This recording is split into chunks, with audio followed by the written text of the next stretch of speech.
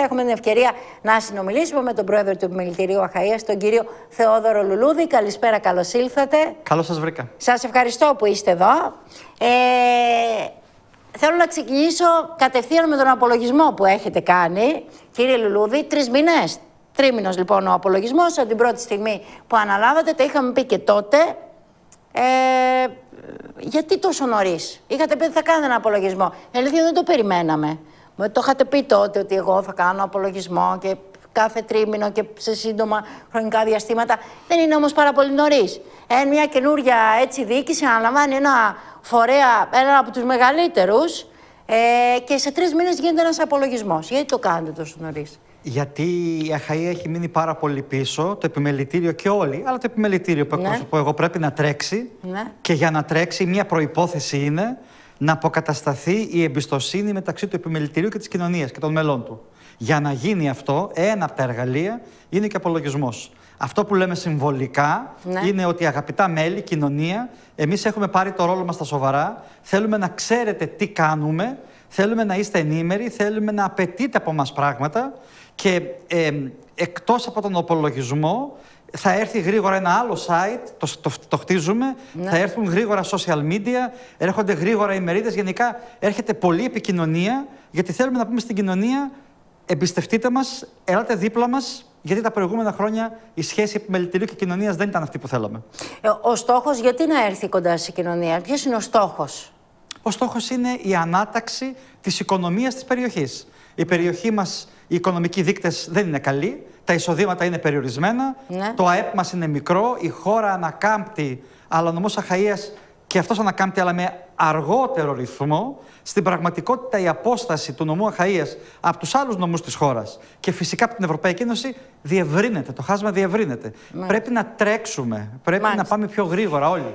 Τι περιέχει ο απολογισμός, με 2 λόγια, έτσι? Τον διαβάσαμε, τον έχετε δημοσιεύσει, το έχετε στείλει και στα μέλη σας, και όχι μόνο τον απολογισμό, θα πούμε και συνέχεια και άλλα πράγματα. Έτσι, με 2 λόγια, τι περιέχει? Εξηγούμε στον κόσμο τι κάνουμε. Κάνουμε λοιπόν πολλές διοικητικές παρεμβάσεις, έτσι ώστε η υπηρεσία, γιατί το επιμελητήριο είναι υπηρεσία, είναι δημόσια υπηρεσία. Θα αξιολογήσετε κιόλας τώρα. Φυσικά. Και σήμερα η πλατφόρμα. Φυσικά, φυσικά. Δεν θα αξιολογούμαστε μόνο από την πλατφόρμα, αλλά φτιάχνουμε δικές μας πλατφόρμες. Βέβαια, επιπλέον. Άρα, κάνουμε πολλή δουλειά εσωτερικά, έτσι ώστε γρήγορα οι υπηρεσίες μας να ψηφιοποιηθούν, και εκεί που κάνανε μέρες να δώσουμε πιστοποιητικά γεμή, για παράδειγμα, να φτάσουμε στο σημείο να μην έρχονται καν τα μέλη μας, αλλά οργανώνουμε τις υπηρεσίες έτσι ώστε να προσφέρουμε κι άλλες υπηρεσίες καινούριες, για να μπορούμε να ζητάμε και συνδρομή από τα μέλη μας, γιατί δεν πληρώνουν τη συνδρομή τους στο βαθμό που θα έπρεπε. Αυτό είναι ένα μεγάλο κομμάτι. Ένα άλλο μεγάλο κομμάτι έχει να κάνει με την επαφή, όπως σας είπα, με τα μέλη μας. Δώσαμε πάρα πολύ βάρος στους ενδιάμεσους. Ενδιάμεσοι είναι τα σωματεία, είναι οι σύλλογοι. Φωνάξαμε λοιπόν πάρα πολλούς συλλόγους, τους ασφαλιστές, τους διανομείς, τους ξενοδόχους, τους γυμναστές, και έχουμε μπροστά μας ως το καλοκαίρι σχεδόν όλους τους μεγάλους συλλόγους, έτσι ώστε μαζί να φτιάξουμε ένα πρόγραμμα δράσης. Λέμε για παράδειγμα στους ασφαλιστές που βρεθήκαμε: εσείς τι θέλετε? Εμείς θέλουμε μια ημερίδα για το AI και το ασφαλιστικό επάγγελμα. Ή λέμε στον εμπορικό σύλλογο: εσείς τι θέλετε? Εμείς θέλουμε μια έκθεση. Γενικά λοιπόν βρισκόμαστε με τους συλλόγους και μαζί με αυτούς παρεμβαίνουμε στο τι θέλει το κάθε επάγγελμα. Μάλιστα. Και τι ανάγκη έχει. Τώρα, αυτό που μπορεί να προσφέρει το επιμελητήριο στους συλλόγους, στα σωματεία και όλα αυτά, είναι, φαντάζομαι, η ενημέρωση σε θέματα που τους απασχολούν, έτσι. Ενισχύσεις οικονομικές, να μπορούν να γίνουν οι δράσεις. Κάποιοι άλλοι θέλουν βοήθεια να γίνει ένα site. Άλλοι θέλουν βοήθεια για μια μεγάλη κλαδική εκδήλωση. Εμείς λοιπόν τους βοηθούμε με τεχνογνωσία, τους βοηθούμε με τα αιτήματά τους να πηγαίνουν και πιο πάνω στην περιφέρεια κλπ. Αλλά τους βοηθούμε και οικονομικά. Υπάρχει και το επιμελητήριο και έναν προϋπολογισμό, πάντα είχε. Και εξακολουθεί και έχει τα έσοδα του, κάτι τα κάνει. Τι τα κάνει? Τα διαθέτει στα μέλη του. Μάλιστα, μάλιστα. Λοιπόν, τώρα, εκτός των άλλων, έτσι, και όλα αυτά τα οποία κάνετε και θα μας τα παρουσιάζετε κάθε τρίμηνο. Κάθε τρίμηνο. Οπότε θα έχουμε την ευκαιρία να τα βλέπουμε και δημόσια όλες τις ενέργειες που κάνετε. Έχετε τώρα κάνει και ένα πείραμα, θα έλεγα εγώ. Έχετε τώρα μαζευτεί παρατάξεις, έχετε συνεργαστεί και διοικείτε, όπως το είπα και πριν, ένα από τους μεγαλύτερους φορείς. Τώρα θα δούμε αν θα πετύχει αυτό. Μέχρι στιγμής πώς τα πάτε?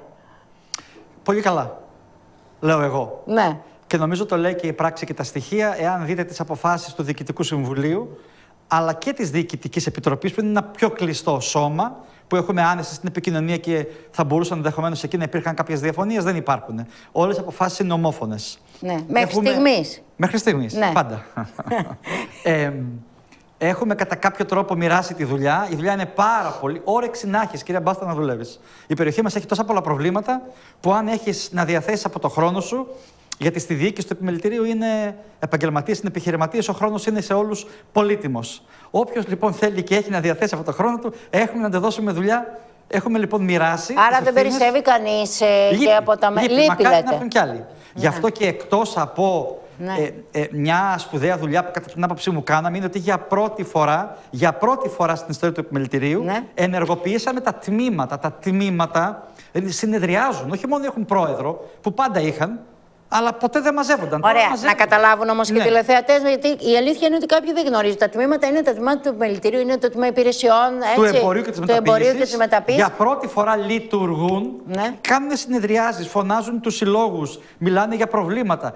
Φτιάξαμε το 4ο τμήμα, το αγροτικό, και θα το αναπτύξουμε πάρα πολύ, γιατί υπάρχει πολύ μεγάλο περιθώριο και στην περιοχή της Αιγιαλίας και στην ενδοχώρα της Δήμης και στα Καλάβρητα. Υπάρχει πολύ μεγάλη ανάγκη να εκπροσωπηθεί και αυτός ο κλάδος, η μεταποίηση κυρίως του πρωτογενούς τομέα που εμείς καλύπτουμε. Και έχουμε βάλει στόχο για την κρουαζιέρα, έχουμε βάλει στόχο για εκθέσεις, έχουμε το Πατρασάκιο να αναβαθμίσουμε. Έχουμε άπειρη δουλειά και έχουμε φτιάξει και πάρα πολλές επιτροπές. Οπότε, όποιος θέλει, ακόμα και τώρα, αρκεί να είναι μέλος μας. Ας μην είναι στις δικές μας παρατάξεις, ας είναι σε άλλη παράταξη, ας μην είναι σε καμιά παράταξη. Να μην έχει μέχρι τώρα ασχοληθεί. Όποιος είναι μέλος μας και θέλει να προσφέρει, είναι καλοδεχόμενος να έρθει να συνεργαστεί μαζί μας. Μάλιστα. Λοιπόν, κρατάμε το ότι μέχρι στιγμής όλα βαίνουν καλώς. Το προηγούμενο πείραμα που είχαμε δει στην εργασία διάφορων έτσι, δεν θα έλεγα παρατάξεων, ανθρώπων από διαφορετικές ιδεολογίες, ούτε και αυτό είναι σωστό, ήταν τότε με τον κύριο Δημαρά. Αυτό απέτυχε. Τώρα το δικό σου μέχρι στιγμής έχει πετύχει, θα το δούμε. Έτσι. Θα το δούμε, θα είναι έτσι κάτι πρωτότυπο και για την Αχαΐα.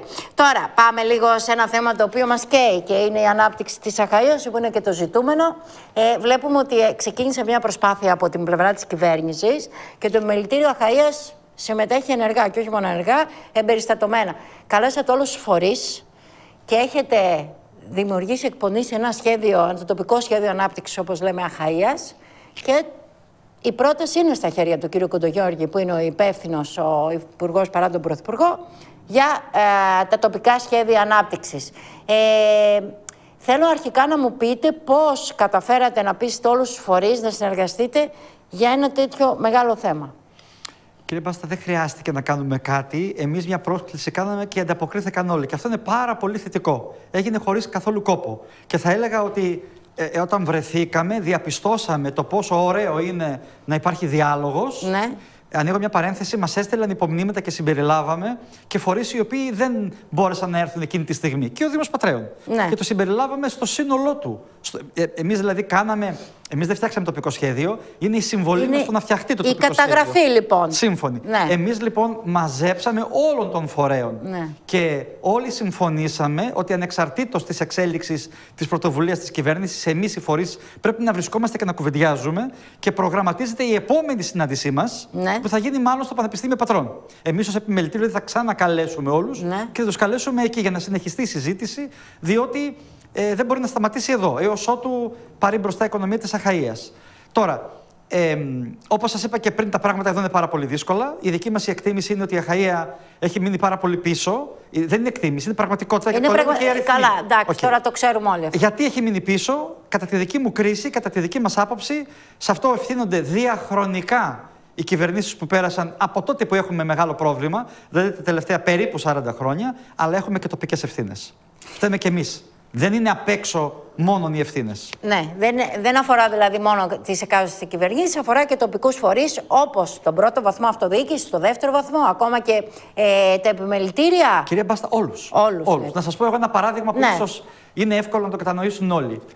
Ο δρόμος, είμαστε πάρα πολύ πίσω και είμαστε πάρα πολύ πίσω σε υποδομές. Ναι. Δεν έχουμε φυσικό αέριο από αγωγό, δεν έχουμε ακριβή ενέργεια, δεν έχουμε τρένο. Την Πέμπτη έχουμε την πρώτη σύνδεση του φυσικού αερίου εδώ στη βιομηχανική περιοχή. Να τα λέμε και αυτά. Έχουμε την πρώτη σύνδεση σε μονάδα, εργοστασιακή. Είναι υγροποιημένο φυσικό αέριο, που σημαίνει ότι η τελική του τιμή θα είναι πιο ακριβή από ό,τι με τον αγωγό. Ναι. Και τώρα μιλάμε για 20 χρόνια καθυστέρηση. Αυτή τη στιγμή μία μονάδα λειτουργεί. Οι ρυθμοί με τους οποίους κινούνται τα πράγματα στην Αχαΐα, κύριε Μπάστα, είναι απελπιστικά αργοί. Γι' αυτό και η απόστασή μας με τις άλλες περιοχές της Ελλάδας δεν μικραίνει, μεγαλώνει. Και όσο και να θέλει κάποιος να λέει, και εγώ δεν θέλω το καλό του τόπου, και εγώ δεν θέλω να λέω καλές κουβέντες, όμως οι καλές κουβέντες δεν έχουν κάποια απήχηση, μόνο η πραγματικότητα έχει απήχηση. Εγώ θέλω να θυμίσω σε όλους κάτι που έχει σημασία. Γιατί και σήμερα μπορεί να λέμε το Α ή το Β για να αρνούμαστε, αλλά πρέπει να κοιτάμε λίγο από τα παραδείγματα. Ναι. Το τελευταίο τμήμα της χώρας στο οποίο δεν έχει γίνει σύγχρονος αυτοκινητόδρομος είναι από την Πάτρα στην Καλαμάτα. Και τώρα αγωνιζόμαστε να τελειώσει και θα τελειώσει το Πατρών Πύργου. Να έρθει λίγο στη μνήμη μας γιατί δεν είχε γίνει το Πατρών Πύργου. Γιατί. Ποιος θυμάται γιατί δεν έγινε. Να σας θυμίσω εγώ. Ήτανε στο σχεδιασμό. Όταν ξεκίνησε η Αθήνα, Κόρινθο, Πάτρα, ήτανε μέχρι Πύργο. Μέχρι Αρχαία Ολυμπία. Η νότια χάραξη ήταν. Οι φορείς της Ηλίας είπαν: εμείς δεν θέλουμε διόδια. Εμείς είπαν τότε, επί πρώτου Πασόκ, δεν θα πληρώσουμε διόδια. Αποτέλεσμα, για 40 χρόνια δεν είχαμε δρόμο, σκοτώθηκαν χιλιάδες άνθρωποι και πληρώνουμε διόδια. Το λέω γιατί ο καθένας μπορεί να λέει όχι εδώ, όχι εκεί, όχι παραπέρα. Ο κόσμος όμως κινείται με έναν τρόπο. Με έναν τρόπο συγκεκριμένο. Και οφείλουμε να τον ξέρουμε. Και πρέπει οι τηλεθεατές μας, πρέπει όλοι να έχουν υπόψη τους ότι, πώς να το πω, καλό είναι να ζητάς και να διεκδικείς. Είναι πάρα πολύ καλό και είναι απαραίτητο. Όμως πρέπει και με κάποιο τρόπο να ζεις. Και εδώ στην περιοχή έχουμε μεγάλο πρόβλημα. Δεν έχουμε παραγωγή, δεν έχουμε εργασία, δεν έχουμε δουλειές. Με το να λέμε δηλαδή διαρκώς όχι παντού, ποιον βλάπτουμε? Τον εαυτό μας βλέπουμε. Μάλιστα. Βέβαια, μετά ήρθε και το θέμα της νότιας χάραξης, που και εκεί δεν ήθελαν και καθυστέρησαν πάλι τα έργα μετά. Είναι ένα κουβάρι που, άμα το ξετυλίξουμε, όλο όχι λέμε, η αλήθεια είναι τα τελευταία. Και τελικά ποιος ωφελείται ή ποιος βλάπτεται? Εμείς. Η ζωή προχωρά, να ξέρετε. Αν θέλουμε την ακολουθούμε, εάν θέλουμε κάνουμε το γαλατικό χωριό και. Τώρα που είπατε γαλατικό χωριό, και γαλατικό χωριό, είπατε ότι συμπεριλάβατε μέσα και αιτήματα που αφορούν το Δήμο της Πάτρας. Έτσι, που βλέπουμε ότι εκεί γενικότερα υπάρχει μια αντίσταση σε θέματα που αφορούν, όπως τη δημιουργία Mega Yacht στο λιμάνι και όλα αυτά. Εσείς τι θα κάνετε, θα πάρετε το ρόλο του πυροσβέστη για να ενώσετε μια πλευρά η οποία αντιστέκεται? Όχι, τι θα θέλατε? Δεν είναι ο ρόλος μας. Είναι εντελώς διακριτές οι εξουσίες. Ο Δήμος είναι πολύ συγκεκριμένος ο ρόλος του, της κυβέρνησης είναι η δουλειά. Εγώ τώρα λέω και τη γνώμη μου και ως φυσικό πρόσωπο, μελητήριο. Άλλο το ένα, άλλο το άλλο. Δεν είναι δική μας δουλειά. Το σίγουρο όμως είναι ότι η δική μας δουλειά είναι η ανάπτυξη της επιχειρηματικότητας, η ανάπτυξη του τοπικού. Άρα θα στηρίζετε αυτές τις προσπάθειες, έτσι. Δεν μπορεί να συμβεί διαφορετικά, αλλιώς να το κλείσουμε. Να μην λέγομαστε επιμελητήριο. Ναι. Μάλιστα. Λοιπόν, είναι πολλά αυτά που συμπεριλαμβάνονται στο τοπικό σχέδιο ανάπτυξης. Θέλετε να μου πείτε εσείς έτσι ποιο έχετε εντοπίσει περισσότερο από όλα? Το οποίο θα πρέπει άμεσα τώρα που μιλάμε να γίνουν. Υπάρχουν πράγματα που μπορούν να γίνουν? Υπάρχουν πάρα πολλά. Εμείς έχουμε έναν πάρα πολύ μεγάλο κατάλογο που γράφουμε με λεπτομέρειες το τι. Όμως το κύριο που θέλω να πω είναι ότι, πώς να το πω, από την κυβέρνηση, και δεν θα έλεγα τη συγκεκριμένη κυβέρνηση της Νέας Δημοκρατίας, από την κυβέρνηση που έχουμε τώρα. Μπορεί κάποια άλλη στιγμή να έχουμε μια άλλη. Περιμένουμε κάτι παραπάνω από μέτρα που θα ανακοινωθούν οριζόντια για όλη την Ελλάδα, να έρθουμε και να τα εξειδικεύσουμε στην Αχαΐα. Αν συμβεί αυτό, τότε αυτό σίγουρα δεν φτάνει για να ξεπεράσει η Αχαΐα το πρόβλημά της. Απαιτείται η κυβέρνηση να προσεγγίσει την περίπτωση Αχαΐα, αλλά κατά τη γνώμη μου και σύνολο περιφέρειας Δυτικής Ελλάδας, με τελείως διαφορετικό τρόπο, λέτε. Λέω παραδείγματα που κάνει σε άλλες περιοχές της χώρας.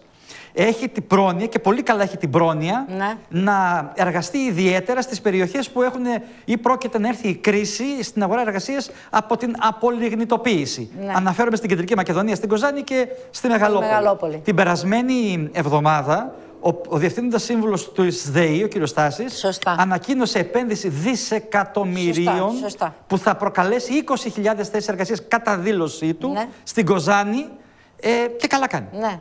Στην Αχαΐα θα πει κάποιος, η Αχαΐα περνάει από λιγνητοποίηση και έχει ειδική κατάσταση. Η Κοζάνη δεν είναι μοναδική περίπτωση. Το ίδιο έχει συμβεί στην Εύβοια, το ίδιο έχει συμβεί στον Εύρο. Κατά τη γνώμη μου, ναι. Και πρέπει όλοι οι τοπικοί φορείς να το δούμε έτσι, οι βουλευτές, οι δήμοι, και να πιέσουμε σε αυτή την κυβέρνηση, διότι όταν επί 40 χρόνια. Γιατί είχαμε κρίση από βιομηχάνηση. Ποτέ δεν ήρθε ειδικό πρόγραμμα στην Αχαΐα. Είχαμε πάρα πολλές κρίσεις που πίεσαν την Αχαΐα σε πάρα πολύ μεγάλο βαθμό, αλλά ποτέ δεν υπήρξε ειδικό πρόγραμμα. Πρέπει λοιπόν, κατά την άποψή μου, και αυτό προτείνει το επιμελητήριο, όλοι να συσπηρωθούμε, να πείσουμε την κυβέρνηση ότι πρέπει να δει την Αχαΐα και τη Δυτική Ελλάδα σαν μια ειδική περίπτωση. Απαιτείται κάτι πολύ παραπάνω από το να λέμε ό,τι γίνεται σε όλη την Ελλάδα να γίνει και εδώ. Και από την άλλη μεριά, μιας και μιλάω για δικές μας ευθύνες, θέλω να πω ότι κοιτάξτε τώρα να δείτε τι συμβαίνει. Πάλι πριν από μερικές μέρες ανακοινώθηκε μια τεράστια επένδυση στον Ασπρόπυργο. Ο Ασπρόπυργος εξελίσσεται τα τελευταία πολλά χρόνια και λόγω της φυσικής του θέσης και γιατί είναι το θριάσιο πεδίο, τα logistics και γιατί εκεί υπάρχει χώρος για να γίνει με το τρένο μεγάλη διακομετακομιστικό κέντρο. Επίσης μια μεγάλη δυτική επένδυση, την οποία η κυβέρνηση προωθεί και πολύ καλά κάνει, στον τομέα των logistics. Όπως επίσης και άλλες μεγάλες επενδύσεις στο Λαύριο και αλλού για data center. Αλλά να μείνουμε στα logistics. Αυτό δεν το καταλαβαίνουμε, αλλά επηρεάζει πάρα πολύ την περιοχή μας, διότι στην περιοχή μας ένας από τα πεδία στα οποία μπορεί να αναπτυχθεί είναι τα logistics λόγω του λιμανιού και της γυτνίασης με την Δυτική Ευρώπη, την Δύση, αλλά κατά την άποψή μου και με την αναδυόμενη Ανατολική Αφρική. Όσο λοιπόν εμείς εδώ δεν κουνιόμαστε και λέμε όχι για πάντα στην ανάπτυξη της περιοχής και στο τρένο. Εδώ ανοίγω μια παρένθεση. Όταν εγώ λέω ότι πρέπει να προχωρήσουμε το τρένο, δεν λέω ότι είμαι εναντίον του Δήμου Πατρέων ή κακός ο Δήμος Πατρέων λέει ότι πρέπει να είναι το παράλληλο μέτωπο καθαρό. Πρέπει να είναι και εγώ το θέλω. Ενδεχομένως και να πρέπει να κοιτάξουμε για μια άλλη χάραξη. Δεν ξέρω. Αλλά λέω ότι όσο εμείς λέμε, εμείς εδώ είμαστε οι γαλάτες, τα φυσικά μας χαρακτηριστικά της οικονομίας μας θα πάνε κάπου αλλού. Είναι η φύση, θα το λύσει αυτό το πρόβλημα. Φαίνεται ότι το διακομετακομιστικό εμπόριο, που είναι ένα μεγάλο στόχος για την Αχαΐα, πάει προς το θριάσιο πεδίο. Αν εμείς αποφασίσουμε κάποια στιγμή να πάρουμε μπροστά, δεν θα έχουμε πια το περιθώριο. Υπάρχει ανταγωνισμός τυπικός και άτυπος πόλεων, περιφερειών, η οικονομία κινείται. Εμείς. Μάλιστα. Λοιπόν, πάρα πολύ γρήγορα, γιατί έχω δει ότι έχει συμπεριληφθεί και αυτό μέσα σε όλες τις ανακοινώσεις που έχετε κάνει το τελευταίο διάστημα. Έχετε θέσει προϋποθέσεις για τα χρήματα, περίπου 20 εκατομμύρια ευρώ, αν δεν κάνω λάθος, είναι που θα δοθούν στις επιχειρήσεις από τη διαχειριστική της περιφέρειας Δυτικής Ελλάδος. Να σας πω τι συμβαίνει. Η περιφέρεια Δυτικής Ελλάδος, όπως έκανε και στο προηγούμενο ΕΣΠΑ, τότε βέβαια ήταν ο COVID και τα χρήματα πήγαν σε ενισχύσεις της επιχειρήσης που δεν είχαν δραστηριότητα. Τώρα δεν υπάρχει COVID. Πρόκειται λοιπόν μέσα στο 2025 να τρέξει, όπως λέμε στη γλώσσα μας, ένα πρόγραμμα ύψους 20 εκατομμύριων ευρώ που θα επιδοτεί επιχειρήσεις που θέλουν να κάνουν επενδύσεις. Μας κάλεσε λοιπόν ο κύριος Περιφερειάρχης, η διαχειριστική αρχή, και ζήτησε τις προτάσεις μας. Εμείς τις υποβάλαμε σήμερα και η κατεύθυνση ποια είναι? Τι ζητάμε από την περιφέρεια και πιστεύω ότι θα γίνει αποδεκτό? Ζητάμε αυτό το πρόγραμμα να μην είναι σαν τα άλλα. Υπάρχουν προγράμματα για τις μεσαίες επιχειρήσεις, για τις μεγάλες. Εμείς λέμε στην περιφέρεια, φτιάξτε ένα πρόγραμμα για τις επιχειρήσεις που είναι σε κλάδους που δεν χρηματοδοτούνται από τα άλλα προγράμματα, το εμπόριο, η εστίαση, και με κριτήρια πάρα πολύ χαμηλά. Μην βάλετε τον πύχη ψηλά. Υπάρχουν προγράμματα που ο πύχης είναι ψηλά. Δείτε αυτούς που δεν μπορούν να μπουν, δείτε αυτούς που μέχρι σήμερα δεν. Το επιμελητήριο λοιπόν έκανε και έδωσε σήμερα στη διαχειριστική αρχή την πρότασή του. Κατά την άποψή μου είναι πάρα πολύ τεκμηριωμένη και αν υιοθετηθεί από την περιφέρεια, που πιστεύω ότι θα υιοθετηθεί, πάρα πολλοί τοπικοί επιχειρηματίες που μέχρι σήμερα δεν είχαν πρόσβαση στα προγράμματα θα έχουν. Μάλιστα. Λοιπόν, περιμένουμε να το δούμε.